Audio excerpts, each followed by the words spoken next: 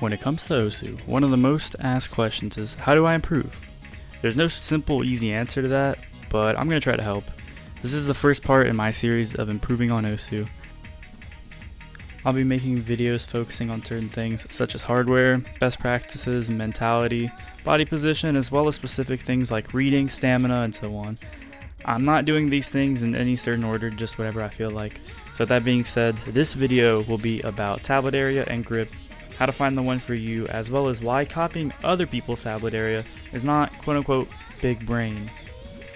I would like to add an important note that I recommend everyone should use the Haku tablet drivers. They're pretty much the best tablet drivers out there. There is an alternative called Open Tablet Drivers. It's very similar and it has its own uses. I'm not going to show how to set these up, but both of them will be linked in the description.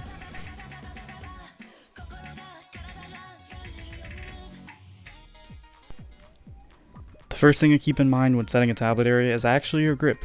Yes, you should make your area around your natural pin grip. The general rule of thumb is that the higher your fingers are on the pin, the bigger the area you want to use.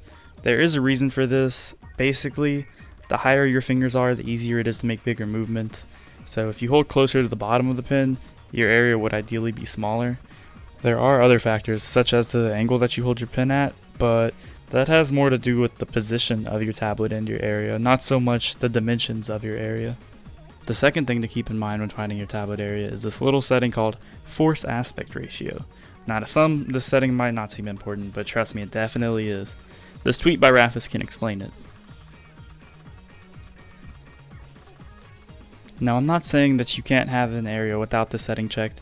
I used to, but somebody told me something that really stuck with me. He said, "So when you spin circles, you're actually spinning ovals. Isn't that kind of weird?" Huh, yeah, he's right about that one. Of course, some people still have preferences. For example, this is Freddie Benson's area, which, well, obviously he's one of the best players, so it's really all preference, but I would say the vast majority of people should keep this option checked. As a side note, if you set your area to both monitors, then you have to turn on raw input in game. If you leave it to one monitor, then you have to disable raw input. Alright, time to actually find a tablet area.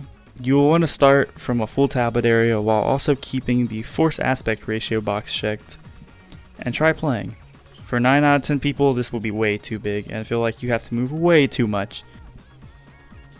Try shrinking it by 10 millimeters. Try playing something again. Is it still too big? Just keep shrinking it until you feel like you aren't overworking yourself to play. Eventually you'll get to a point where you might start shaking, you might start overshooting circles. If you're just thinking about things way too hard, that's fine. If you get to this point, just try sleeping on it. Honestly, it helps with a lot of things. A lot of mental barriers can be broken by just sleeping and putting your mind to rest. When you wake up, try again. You won't have that short-lived muscle memory of the full-size tablet area, and it'll be much easier to adjust to this new area. At the end of the day, it's all personal preference and whatever you feel comfortable with. There is no best area to use. The most important thing, though, is consistency. If you keep changing your area every few days, you just won't become consistent. I've had many days where I played really good and then I suddenly did bad the next day, or I just couldn't seem to get warmed up. It happens to the best of us.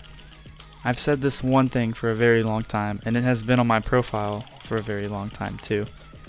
No tablet area sucks. Just get used to it.